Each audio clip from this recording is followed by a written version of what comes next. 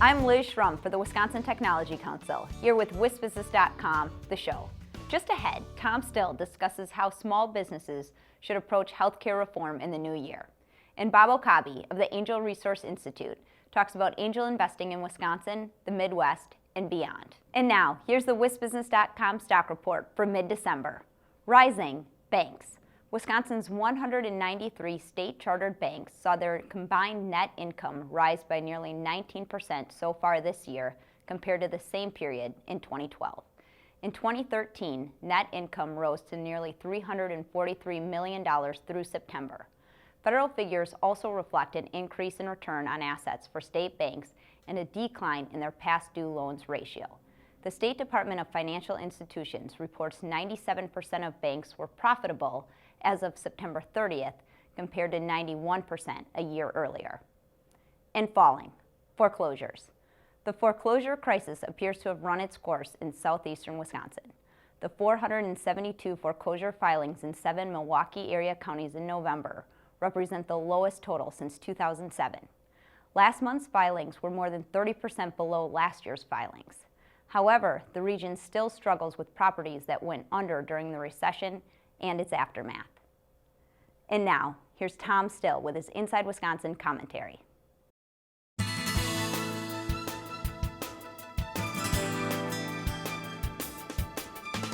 As 2013 rolls to a close, many small businesses and entrepreneurs who may employ no one other than themselves are wondering, what's our next step if we want health care coverage? The answer, of course, depends a great deal on the size of your company and whether you have nothing more than a one-person shop. That's the assessment from Al Waring, an insurance executive with Group Health Cooperative of South Central Wisconsin. He spoke at a recent Wisconsin Innovation Network meeting in Madison on the topic of healthcare reform. While the federal website for the Affordable Health Care Act appears to be working a lot better these days, Waring said many small business owners may want to, quote, stay on the sidelines, unquote, while some of the regulatory changes to Obamacare get worked out. Waring said a good deal of the original health reform law has been modified by recent changes to regulations, so it might be best for small employers to sign up for private health insurance renewals now, if they can get them, and wait out some of the changes in Obamacare. Waring said he's been a big proponent of reform, but employers may want to err on the side of caution before embracing a change that could confuse or even harm their employees. The story is different for individuals, especially those who don't have coverage now. They are facing deadlines in late December that could dictate whether they get into the federal plan now and avoid problems later in 2014. With the federal website back on track, individuals and entrepreneurs should quickly examine what's best for them and ask questions of experts if they have doubts. Having the right health care coverage is important for small businesses and entrepreneurs who don't want to get wiped out by a single catastrophic event. Now's a good time to learn what's best for you and your company. Thanks, Tom. I'll be right back with Bob Okabe, a director of the Angel Resource Institute. White Hirschbeck Dudek represents companies at all stages of development and in a wide range of industries to navigate the legal challenges of regional, national, and global growth. At WHD, every stage takes center stage. I'm back with Bob Okabe, a director of the Angel Resource Institute in Kansas City and a principal of the RPX Group in Chicago. We caught up to Bob at the recent Wisconsin Early Stage Symposium. How does the Angel Resource Institute help investors in the United States and beyond?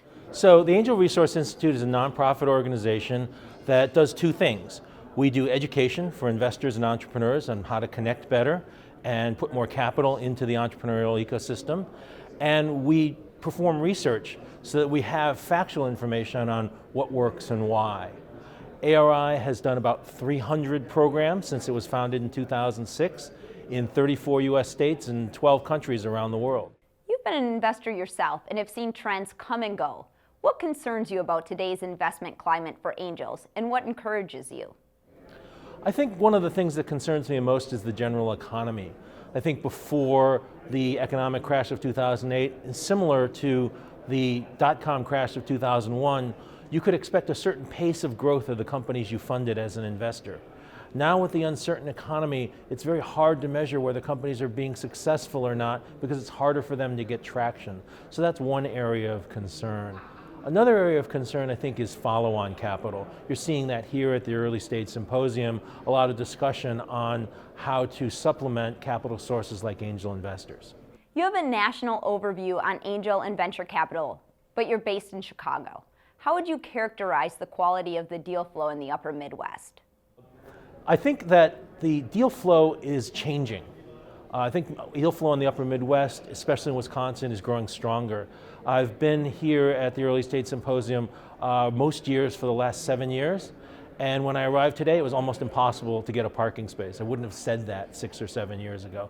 So I think there's a big growth in interest both among entrepreneurs and investors to find great opportunities here. And I think that extends across the upper Midwest, especially as you're seeing again in the economy, more of a desire for people to be self-sufficient, be in control of their own career and professional destiny.